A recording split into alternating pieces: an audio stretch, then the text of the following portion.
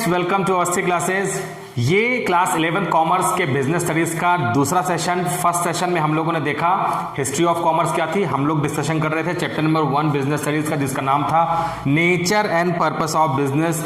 और nature and purpose of business में commerce मैंने आपको बताया था, काफी कुछ उस वीडियो में हम लोगों ने डिस्कशन किया था।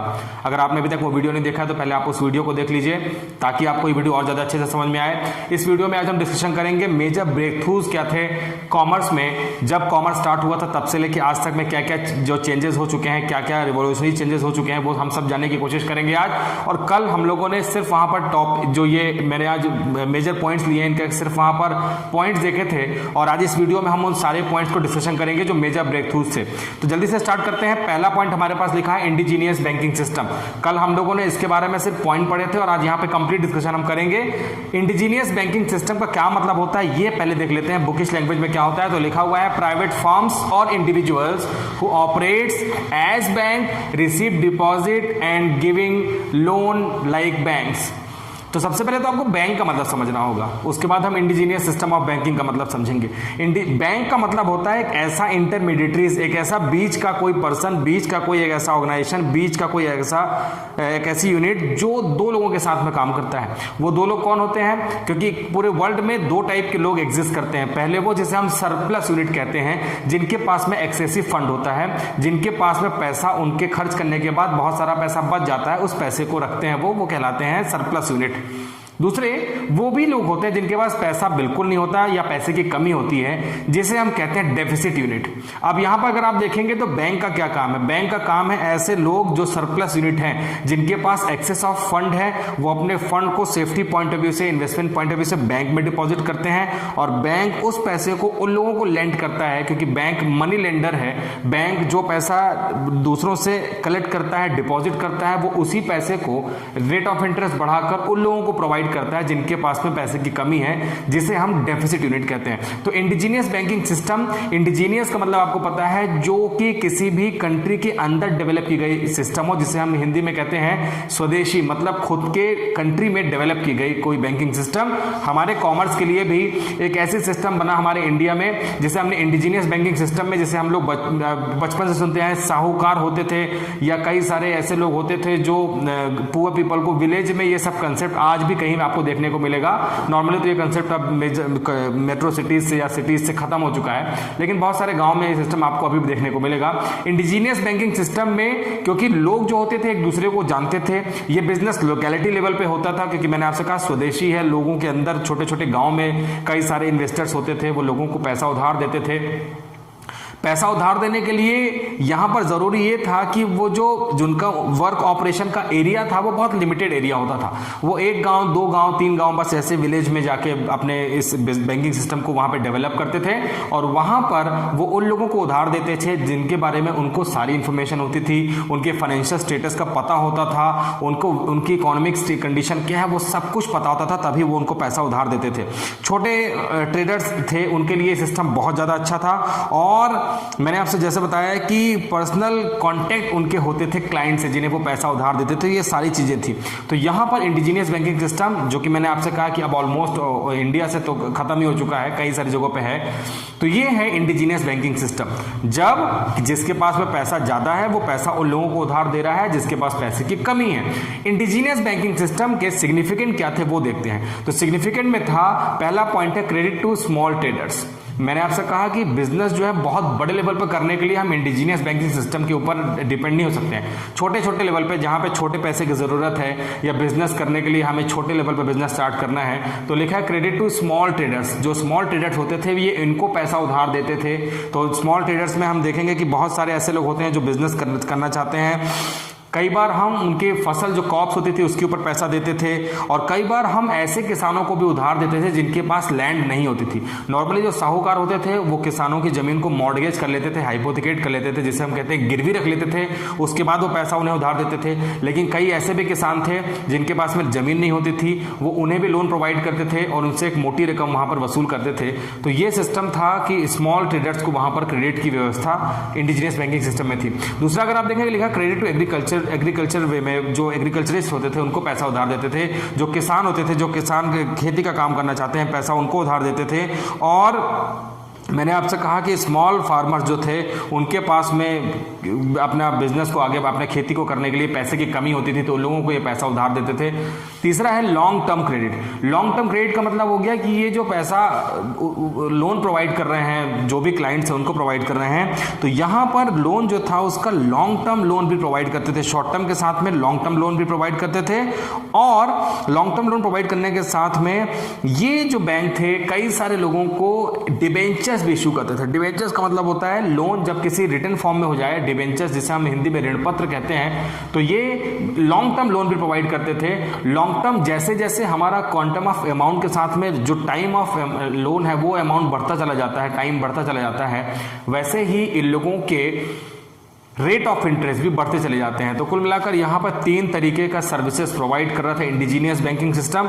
इसके मैंने डिफेक्ट लिख रखे हैं, इसीलिए मैंने आपसे कहा कि ये सिस्टम ऑलमोस्ट हमारे इंडिया से खत्म हो चुका है। इंडिया में जो सिस्टम इंडिजीनियस सिस्टम स्टार्ट हुआ था उसके बहुत सारे यहाँ पर डिफेक्ट्स मैं आपको गिनाऊंगा, तो आपको भी लगेगा कि सिस्टम खत्म हो गया, तो शायद बहुत अच्छा हुआ। पहला लिखा है ओल्ड मेथड ऑफ प्रोडक्शन। यहाँ पर जो मेथड ऑफ वर्किंग था, जो मेथड ऑफ प्रोडक्शन था, वो बहुत ही ऑर्थोडॉक्स था। यहाँ पर हम किसी भी साइंटिफिक चीजों को यहाँ पे बढ़ावा नहीं दे रहे थे। यहाँ पे जो भी सिस्टम चल रहा था उसमें कोई मॉडर्न टेक्निक नहीं थी। कुछ लोगों ने यहाँ पर प्रोडक्शन मेथड जो ऑपरेशन था उसको मॉडर्न करने की कोशिश की, लेकिन वो नंबर्स में इतने कम थे कि वो ज़्यादा दिनों तक सर्वाइव नहीं कर पाए। ऑलमोस्ट मैंने आपसे कहा कि खत्म हो चुका है। तो ओल्ड मेथड ऑफ प्रोडक्शन था। अभी आपने देखा कि नई नई बैंकिंग सिस्टम आ गई है। बहुत सारे नेशनल और इंटरनेशनल बैंक बिजनेस को इतने सिस्टमेटिक वे में करते हैं कि उसके रहते ही सिस्टम अब ज़्यादा दिनों तक टिक नहीं पाया और सिस्टम खत्म हो गया।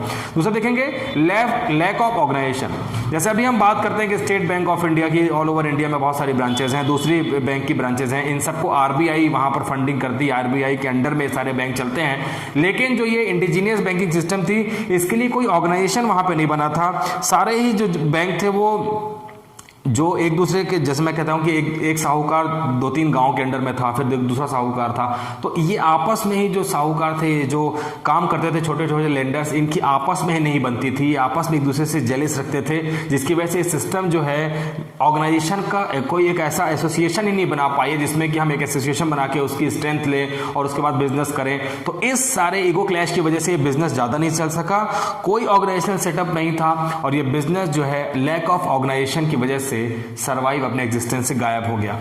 थर्ड अगर आप पॉइंट देखेंगे तो लिखा है defective system of money lending. Defective system of money lending का मतलब होता है कि यहां पर अगर आप देखेंगे तो प्रोडक्टिव और अनप्रोडक्टिव के बीच में उनके लिए कोई डिफरेंस नहीं था। अगर आप लोन लेने आए हैं तो वो ये आपसे नहीं पूछते थे कि आपको प्रोडक्टिव वे के लिए लोन चाहिए या अनप्रोडक्टिव मीन्स में आपको लोन चाहिए। रेट ऑफ इंटरेस्ट इतना ज़्यादा चार्ज करते थे। इसके अलावा जो अनफेयर मीन्स थे, जितना ज़्यादा ये करप्शन घोटाला कर सकते थे अपने कस्टमर के साथ में किसी भी तरीके से, वो सब कुछ होता था। इसलिए इसे हम कहते हैं कि defective system of money lending है।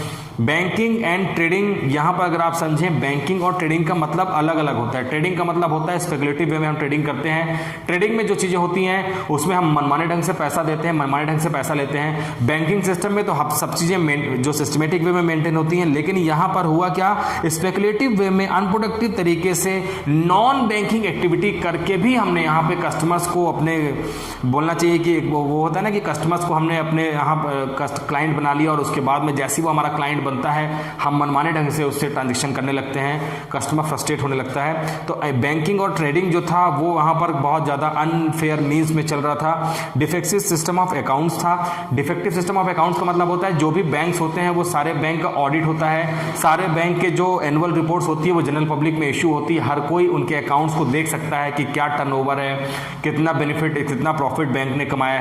लेकिन इन बैंकिंग सिस्टम का, क्योंकि अपने एग्जिस्टेंस में बहुत छोटे थे, इनका साइज बहुत छोटा था और उस टाइम ऐसा कोई सिस्टम था नहीं कि अपने बैंक के रिकॉर्ड्स को कंपलसरी था कि जनरल पब्लिक में इशू करना है। मनमाने ढंग से ये अपने अकाउंट्स मेंटेन करते थे, कभी किसी को अपने बैंकिंग सिस्टम के जो सीक्रेट्स थे वो डिस्क्लोज नहीं करते थे। और ये जो सिस्टम था डिफेक्टिव सिस्टम ऑफ अकाउंटिंग इसीलिए हो गया कि ये किसी का अकाउंट जो पैरेलल गाइडलाइन थी उसके अकॉर्डिंग नहीं बनाते थे, जैसा मन कर गया वैसा बनाते थे। तो ये सारे डिफेक्ट्स थे इनके अकाउंटिंग में। इसके अलावा अगर आप देखेंगे फ्रॉड, ये फ्रॉड करने में बिल्कुल पीछे नहीं रहते थे, जैसा कस्टमर मिल गया उसके अकॉर्डिंग उसे लोन प्रोवाइड करते थे। कई बार इनका जो ये जो गुड्स प्रोवाइड करते थे उसमें, तो ये बिल्कुल भी हेजिटेट नहीं करते थे फ्रॉड करने में। जैसे मैंने आपसे कहा कि कई बार अननेसेसरी डिडक्शन कर लेते थे, बहुत सारा अमाउंट बढ़ा के उनको बता देते थे, कई सारे चार्जेस लगा के बता देते थे। तो कई सारे यहाँ पे fraudulent activity indigenous banking system में पाई गई। इसके अलावा हाई रेट ऑफ इंटरेस्ट, ये इंटरेस्ट के रेट को इतना ज़्यादा हाई करके डिस्क्लोज बताते थे लोगों को कि या लोन देने के टाइम पे अलग रेट ऑफ इंटरेस्ट बताते थे। जैसे ही, क्योंकि मैंने आपसे कहा स्मॉल फार्मर्स थे, वो तो टोटल हमारा जो है वो मानसून के ऊपर डिपेंड करता है इंडियन एग्रीकल्चर। तो जो भी वहां पर वो लोन प्रोवाइड करते थे, किसी वजह से अगर वो बेचारा जो क्लाइंट है वो लोन का पेमेंट नहीं कर पा रहा है, तो इतना ज्यादा उसके लिए रेट ऑफ इंटरेस्ट बढ़ा देते थे कि कई बार एक ऐसी कंडीशन आती थी कि जो लोन उस बेचारे क्लाइंट ने लिया है उससे ज्यादा अमाउंट का या उससे डबल ट्रिपल अमाउंट का उसे सिर्फ इंटरेस्ट पेमेंट करना पड़ता था। इतने मनमानी ढंग से ये अपना बिजनेस करते थे। तो रेट ऑफ इंटरेस्ट हाई था, मैं कहूंगा हाई क्या था, वो डबल ट्रिपल से भी ज़्यादा इंटरेस्ट वहाँ पर चार्ज कर लेते थे। और लैक ऑफ स्टैटिकल डेटा जो है, स्टैटिस्टिकल डेटा का मतलब होता है कि उनके डेटा का इंटरप्रिटेशन बिल्कुल नहीं था। आज के मॉडर्न बैंक को आप देखेंगे तो बार डायग्राम, पाई चार्ट और बहुत सारे अलग अलग डेटा के साथ में, स्टैटिकल डेटा के साथ में उनके रिजल्ट्स, उनके इंटरप्रिटेशन आप देख सकते हैं। पहला ऐसे कुछ भी नहीं था, उनके डेटा जो थे उनके पास ही रहते थे, मैंने आपसे कहा डिस्क्लोज नहीं करते थे। और इस वजह से किसी भी प्रकार से जब उनके डेटा का स्टैटिस्टिक्स नहीं था वहाँ पर, तो उन्हें आरबीआई से भी कोई भी असिस्टेंस वहाँ पे प्रोवाइड नहीं हुआ।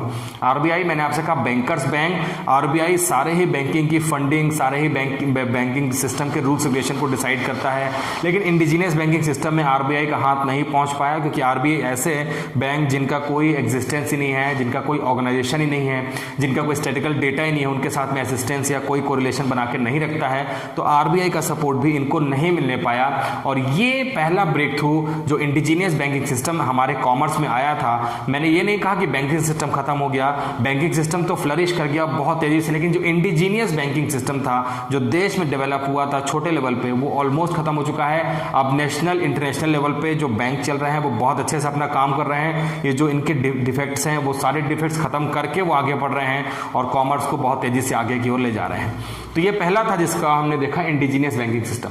सेकंड नंबर पॉइंट पे चलते हैं जिसका नाम है राइज ऑफ इंटरमीडिएटरीज। तो इंटरमीडिएटरीज का मतलब मैंने आपको कल बताया था, अगर आप देखेंगे मेरा प्रीवियस वीडियो, तो इंटरमीडिएटरीज का मतलब मैंने आपको बताया था, जैसे कि मैंने अभी आपको बताया कि जो बैंक होता है वो एक इंटरमीडिएटरीज होता है, मतलब एक बिचौलिया, मतलब जो एक बीच का पर्सन होता है, जो मीडिएटर होता है, जो सरप्लस यूनिट से पैसा लेने के बाद डेफिसिट यूनिट को पैसा देता है, उसे हम इंटरमीडिएटरीज कहते हैं। या मैंने आपको बताया कि अगर गुड्स मैन्युफैक्चरर से कस्टमर के पास पहुंच रहा है, तो मैन्युफैक्चरर से कस्टमर के पास गुड्स डायरेक्ट नहीं पहुंच जाता, उसके बीच में ब्रोकर होते हैं, एजेंट्स होते हैं, होलसेलर होते हैं, रिटेलर होते हैं, तब जाके goods one by one shift होता है, फिर जाके कस्टमर तक पहुंचता है। तो राइज ऑफ इंटरमीडिएटरीज हुआ क्योंकि बिजनेस अब तेजी से बढ़ रहा था, लोगों की डिमांड बढ़ रही थी। तो पहले ये होता था कि जहां मैन्युफैक्चरिंग होता था वहीं से कस्टमर आके गुड्स खरीद ले जाता था, लेकिन कॉमर्स की ग्रोथ हो रही थी, कॉमर्स तेजी से बढ़ रहा था, तो वहां पे हमने इंटरमीडिएटरीज का कंसेप्ट वहां पे लाए।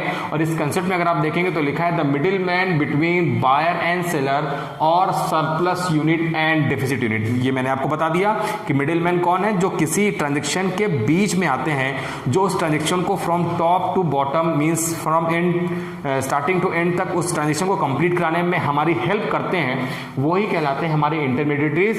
इंटरमीडिएटरीज के अगर आप टाइप देखेंगे तो आपको दो टाइप के इंटरमीडिएटरीज यहां पे दिख जाएंगे, एक है फाइनेंशियल, दूसरा है ट्रेडिंग। फाइनेंशियल का मतलब होता है जो आपको फाइनेंशियल असिस्टेंस के साथ में फाइनेंस भी प्रोवाइड करते हैं, जबकि ट्रेडिंग जो होता है, जैसा कि आपने सुना है कि ट्रेडिंग में स्टॉक मार्केट होते हैं जो शेयर ब्रोकर का, शेयर ट्रेडिंग का काम करते हैं। तो यहाँ पर अगर आप फाइनेंशियल के बारे में बात करें तो फाइनेंशियल जो होते हैं वो टोटल 5 तरीके के यहाँ पर हैं। और फाइनेंशियल इंटरमीडिएटरीज में अगर आप देखें तो पहला लिखा है इंश्योरेंस।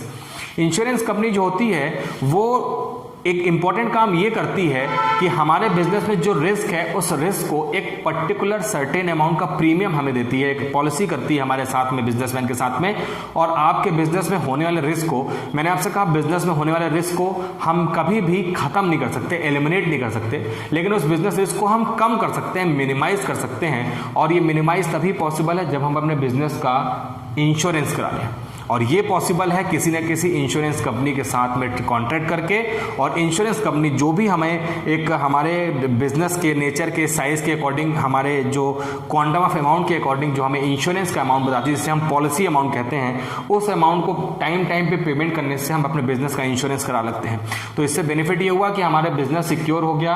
और ये इंटरमीडिएटरीज इसलिए कहा जा रहा है कि ये जो पैसा हमसे लेता है, ये इस पैसे को और अच्छे हेल्दी फील्ड में खर्च करते हैं, जैसे कि हेल्थ में खर्च करते हैं, उस पैसे को एजुकेशन में खर्च करते हैं। इंश्योरेंस कंपनी का ये काम हो गया। दूसरा है म्यूचुअल फंड। म्यूचुअल फंड का मतलब होता है कि हम पैसा, म्यूचुअल फंड कंपनी जो होती हैं वो पब्लिक से, इन्वेस्टर से पैसा लेने के बाद इस पैसे को शॉर्ट टर्म मार्केट या लॉन्ग टर्म मार्केट में पैसा लगाती हैं। और जब भी कस्टमर जिसने म्यूचुअल फंड में इन्वेस्ट किया है, जब भी उसे पैसे की जरूरत होती है तो वो आसानी से अपना पैसा म्यूचुअल फंड कंपनी से वापस ले सकता है। अगर आप इंश्योरेंस कंपनी और म्यूचुअल फंड कंपनीज में डिफरेंस देखेंगे तो इन दोनों में डिफरेंस ये है कि यहाँ पे in the time of loss जो होता है, जो इवेंट होता है लॉस का, उस टाइम ही वहां पर इंश्योरेंस कंपनी आपको पैसा निकाल के देती है। लेकिन अगर म्यूचुअल फंड में आप देखें तो मैंने कहा यहाँ पे आपके लिए ऐसी कोई बाउंडेशन नहीं है, आप जब चाहें आसानी से अपना पैसा वहां से निकाल सकते हैं इंश्योरेंस कंपनी से। तो म्यूचुअल फंड कंपनी में बिजनेसमैन पैसा लगाता है या कोई भी पर्सन पैसा लगाता है ये सोच के कि वहाँ से उसे हेल्दी ग्रोथ, वहाँ पे उसे रैपिडली ग्रोथ के चांसेस हो सकते हैं। म्यूचुअल फंड में ऐसा पॉसिबल है, लेकिन क्योंकि मैंने आपसे कहा रिस्क है, कई बार आपका पैसा बढ़ा हुआ भी दिखेगा तो कई बार आपका पैसा वहाँ पे डाउनफॉल में भी आ सकता है। तो ये फीचर है म्यूचुअल फंड के। तीसरा है NBFC, जिसे हम कहते हैं non banking financial companies. Non banking financial companies जो होती हैं उसके बारे में अगर हम बात करें तो NBFC जो होता है उसमें हमको देखना है कि नाम से क्लियर है, non banking financial companies. Non banking financial companies मतलब जो RBI से गवर्न नहीं है, जो RBI के रजिस्ट्रेशन में नहीं आती है, नॉन बैंकिंग है लेकिन है वो फाइनेंशियल कंपनीज। बहुत सारी फाइनेंशियल कंपनीज होती हैं जो होती तो नॉन बैंकिंग है, लेकिन नॉन बैंकिंग होने के साथ में वो ऐसे ऐसे वर्क करती हैं जिसमें से वो ऐसे फील्ड में पैसा खर्च करती हैं, हेल्दी फील्ड में, जैसे मैंने आपसे कहा एजुकेशन में, हेल्थ में, हैवी इंफ्रास्ट्रक्चर में पैसा वहाँ पे इन्वेस्ट करती हैं। और इन्वेस्टमेंट को यहाँ पर मीडिएटर जो होता है, मैंने कहा ये मीडिएटर है, जो पैसा लगा रहा है उस पैसे को लेने के बाद में, उस पैसे को फर्दर किसी प्रोजेक्ट में लगाने के बाद में वहाँ से ज़्यादा प्रॉफिट कमा के, और जिसने इन्वेस्टर ने जो पैसा लगाया है उसे हैवी ग्रोथ के साथ में वहाँ पैसा प्रोवाइड करती हैं। तो NBFC में मैंने जैसे आपसे कहा कि ये गोल्ड लोन हो गया, एजुकेशन हो गया, होम लोन हो गया, इन लोगों को पैसा प्रोवाइड करती हैं। और इन लोगों को पैसा प्रोवाइड करने के लिए मैंने आपसे कहा आपको घर बनवाना है, तो आपको घर बनवाना है तो आपको किसी बैंक को पकड़ना होगा या किसी NBFC को पकड़ना होगा। तो ये मीडिएटर है, इनके पास खुद का पैसा तो है नहीं, ये पैसा इन लोगों को सरप्लस यूनिट से पैसा मिला है। सरप्लस यूनिट से पैसा लेने के बाद में ये मीडिएटर है, क्योंकि हम यहाँ पर फाइनेंशियल इंटरमीडिएटरीज को ही देख रहे हैं, और इंटरमीडिएटरीज वो हैं जो बीच का काम कर रहे हैं। तो ये उन लोगों से पैसा लेने के बाद में इस पैसे को आपको गोल्ड लोन के फॉर्म में या हाउसिंग फाइनेंस के लिए पैसा यहाँ पर प्रोवाइड करते हैं। इसके अलावा अगर आप देखेंगे तो लिखा है इन्वेस्टमेंट ब्रोकर्स जो होते हैं या इन्वेस्टमेंट बैंकर्स होते हैं। इन्वेस्टमेंट ब्रोकर जो होते हैं वो भी हमारे लिए फाइनेंशियल में कवर होते हैं। इन्वेस्टमेंट ब्रोकर वही हो गए जो आपके इस पूरे ट्रांजेक्शन को, ट्रांसमिशन को from surplus unit to deficit unit जो है, इसके बीच में ट्रांजेक्शन को कंप्लीट कराने में आपकी हेल्प करते हैं, उसे हम इन्वेस्टमेंट ब्रोकर कहते हैं। और सेम ऐसे ही इन्वेस्टमेंट बैंकर्स होते हैं जो RBI से गवर्न नहीं होते, नॉन बैंकिंग फाइनेंशियल कंपनीज हैं। RBI से तो हालांकि चाहे वो फाइनेंशियल कंपनीज हो चाहे वो नॉन बैंकिंग हो, सारे कुछ रजिस्टर्ड होते हैं, लेकिन यहाँ पे नॉन बैंकिंग होते हैं और इन्वेस्टमेंट आपके कराने में आपकी हेल्प करते हैं। इसमें एक और इम्पोर्टेंट बात आपको बता दूं कि ये आपके शेयर, अगर आप ज़्यादा पैसा चाहते हैं तो आपके कंपनीज के शेयर को पब्लिक में बिकवा के और आपके शेयर के प्राइस को बढ़वाने का काम भी ये करते हैं। इन्वेस्टमेंट बैंकर्स कहलाते हैं वो। थर्ड नंबर में चलते हैं। जो एक थर्ड नंबर का पॉइंट अगर आप देखेंगे जो ब्रेक थ्रू है वो है ट्रांसपोर्टेशन। मैंने आपसे कहा था गुड्स, जहाँ पे मैन्युफैक्चरिंग, जहाँ पे गुड्स की होती है वहीं पे गुड्स नहीं रह सकता है। मैं अगर एक छोटा सा एग्जांपल लूँ कि मान लेते हैं कि दिल्ली में हम किसी पर्टिकुलर गुड्स की प्रोडक्शन करते हैं, मान लेते हैं ये मार्कर का प्रोडक्शन जो है दिल्ली में होता है, लेकिन ऑल ओवर इंडिया में या ऑल ओवर वर्ल्ड में इसका जो है डिमांड है, ये मार्कर वहाँ पे सेलिंग होती है, बिकता है। ये पॉसिबल हो पाया है कि गुड शिफ्ट हो गया फ्रॉम मैन्युफैक्चरर टू कस्टमर के प्लेस में, और ये पॉसिबल हो पाया थ्रू ट्रांसपोर्टेशन। ट्रांसपोर्टेशन का मतलब हो गया कि जैसे ही गुड्स बनता है उस गुड्स को हम एक ही जगह पे लंबे समय तक नहीं रख सकते, क्योंकि गुड्स को बेचना है और बेचने के लिए गुड्स का उस पर्टिकुलर प्लेस तक पहुंचना जरूरी है जहां पे उसकी कंजम्पशन होगी, और ये पॉसिबल हो पाएगा सिर्फ कम्युनिकेशन के थ्रू, ट्रांसपोर्टेशन के थ्रू, सॉरी। तो ट्रांसपोर्टेशन एक ऐसा मीडियम है, ट्रांसपोर्टेशन में हम गुड्स को consumption to production to consumption तक पहुंचाने का काम करते हैं। और इसमें अगर आप देखेंगे ट्रांसपोर्टेशन के कौन कौन से वेज हैं, तो वो लैंड हो गया, एयर ट्रांसपोर्टेशन हो सकता है, वाटर ट्रांसपोर्ट हो सकता है, ये सब आपने पहले भी पढ़ा है, मैं ज़्यादा डिस्कशन नहीं करूँगा। केबल, पाइपलाइंस और स्पेस जो होता है, स्पेस जैसे हम बात करते हैं कि हम अपने अंतरिक्ष में, हम अपने स्पेस में बहुत सारे यहाँ पर रॉकेट छोड़ते हैं, बहुत सारे सैटेलाइट को लॉन्च करते हैं, तो ये भी हमारे कम्युनिकेशन का पार्ट होता है जिसको हम ट्रांसपोर्टेशन के थ्रू कंप्लीट कर सकते हैं। तो ये सारा सिस्टम जिसे हम ट्रांसपोर्ट कहते हैं, तो ट्रांसपोर्ट में गुड्स जो है उसको हम इजी वे में एक प्लेस से दूसरे प्लेस में ट्रांसफर कर सकते हैं, इसे हम ट्रांसपोर्ट के फॉर्म में लेते हैं। तो चौथे नंबर पे है ट्रेडिंग कम्युनिटीज। ट्रेडिंग कम्युनिटीज का मतलब हो गया कि जो हमारे गुड्स के, अभी मैंने आपसे कहा कि यहाँ पे जो राइज ऑफ इंटरमीडिएटरीज हैं उसको हमने फाइनेंशियल सेक्टर में देखा कि एक प्लेस से दूसरे प्लेस में जब फाइनेंस, जो पैसा है उसकी शिफ्टिंग कैसे होती है। ठीक ऐसे ही अगर जो गुड्स की मैन्युफैक्चरिंग हो रही है और गुड्स को एक प्लेस से दूसरे प्लेस में, मींस प्रोडक्शन टू कंजम्पशन के प्लेस में पहुंचाने के लिए जो इंटरमीडिएटरीज वर्क करते हैं, उसको हमने यहाँ पर पॉइंट नंबर 4 में रखा है, जिसे हम ट्रेडिंग कम्युनिटीज के नाम से जानते हैं। जहां पर गुड्स मैन्युफैक्चरिंग हो रही है, मैंने आपसे कहा कि दिल्ली में गुड्स की मैन्युफैक्चरिंग, ऑल ओवर इंडिया में गुड्स को पहुंचाना है। गुड्स को पहुंचाने का काम हम ट्रांसपोर्टेशन के थ्रू करते हैं, ये वेरियस वेज आपने देख लिए हैं। ठीक वैसे ही गुड्स को एक प्लेस से दूसरे प्लेस में पहुंचाने के लिए किसी न किसी पर्सन को ट्रांसपोर्ट में जब वो गुड्स को परचेस करेगा, फिर वो वहां से फर्दर शिफ्ट करेगा, ऐसे केस के लिए ट्रेडिंग कम्युनिटीज होती हैं, जिसमें एजेंट्स या ब्रोकर हो सकते हैं, डिस्ट्रीब्यूटर हो सकते हैं, होलसेलर हो सकते हैं और रिटेलर हो सकते हैं। रिटेलर जो होते हैं वो किसी भी डिस्ट्रीब्यूशन चैनल की लास्ट लिंक होते हैं, और डिस्ट्रीब्यूटर जो होता है वो गुड्स का डिस्ट्रीब्यूशन करता है। मैन्युफैक्चरर जो होता है गुड्स को उससे लाके परचेस कर लेता है, उसके बाद वो गुड्स को होलसेलर को बेच देता है, होलसेलर उस गुड्स को रिटेलर को बेच देता है, और रिटेलर अल्टीमेटली वो गुड्स पहुंचाता है, गुड्स जिसके लिए बना है, जिसे हम कस्टमर कहते हैं। तो ये सब पॉसिबल हो पाता है ट्रेडिंग कम्युनिटीज जो है उसके थ्रू, और ट्रेडिंग कम्युनिटीज में हम इस सारे चैनल को फॉलो करते हुए अपने ट्रांजेक्शन, जो ट्रांसमिशन है गुड्स का, वो कर सकते हैं। लास्ट पॉइंट अगर आप देखेंगे तो लिखा है मर्चेंट कॉरपोरेशन, जिसे हम फाइनेंशियल इंस्टीट्यूशन भी कहते हैं। फाइनेंशियल इंस्टीट्यूशन वो जहां पर आपको देखेंगे तो लिखा है providing finance, brokerage in stock exchange, advance in project management के अलावा ये आपके बिजनेस की प्रॉस्पेरिटी और ग्रोथ के लिए भी काम करते हैं। अगर मैं बात करूं कि जो ये मर्चेंट कॉर्पोरेशंस होते हैं, इसके बारे में मैं आपके लिए एक लाइन पढ़ देता हूं कि merchant corporation are the financial institution, they provide business loans and act as underwriters. Underwriters का मतलब होता है, मैंने आपसे कहा इंटरमीडिएटरीज ही होता है, इंटरमीडिएटरीज जो आपके बिजनेस को कंप्लीट कराने में आपकी हेल्प करेगा, और जो भी उसका कमीशन है वो कमीशन हम उसको पेमेंट करेंगे, तो इसे हम एजेंट भी कहते हैं, अंडरराइटर्स भी कहते हैं। तो ये वो लोग हैं जो फाइनेंशियल सेक्टर में काम करते हैं, फाइनेंस में आपके पैसे को फाइनेंस प्रोवाइड कराने में, आपके स्टॉक एक्सचेंज में ब्रोकर का काम करने में, या आपके लिए एडवाइस कोई सी प्रोजेक्ट मैनेजमेंट के लिए आपको चाहिए है, बिजनेस को प्रॉस्पर और ग्रोथ में ले जाने के लिए, ये सारे वो काम करते हैं। तो ये है 5वां नंबर का पॉइंट जिसे हमने मर्चेंट कॉर्पोरेशन लिया है। और मैंने आपसे कहा कि मेजर ब्रेक थ्रू जो है बहुत सारे हो सकते हैं, लेकिन उसमें से जो इंपॉर्टेंट ब्रेक थ्रूज हैं ये 5 ही हैं, और इन 5 के बाद में आप अब ये समझ चुके हैं कि कॉमर्स करने के लिए इन 5 चीज़ों की वजह से हम कॉमर्स को कर पाते हैं। अभी हम कॉमर्स के और भी मतलब को जानेंगे, जिसमें हम ऑक्सिलरी टू ट्रेड के बारे में जानेंगे, और ऑक्सिलरी टू ट्रेड के जानने के पहले हम एक अपना जस्ट नेक्स्ट टॉपिक जो डिस्कशन करेंगे नेक्स्ट वीडियो में, उसे हम कहेंगे ट्रेड सेंटर। हम पहले ट्रेड सेंटर जानेंगे, ऑल ओवर वर्ल्ड के बेसिस पे जानेंगे ट्रेड सेंटर क्या होते हैं, कहां से ट्रेडिंग होती है, और उसके बाद हम चैप्टर को धीरे धीरे, मैंने आपसे कहा, छोटे छोटे टॉपिक को उठाते हुए चैप्टर को कंप्लीट डिस्कशन, डिटेल में डिस्कशन करके हम आगे बढ़ते रहेंगे। इस वीडियो में फिलहाल इतना ही रखते हैं, नेक्स्ट वीडियो में फिर मिलते हैं, तब तक के लिए wish you all the very best and take care of yourself.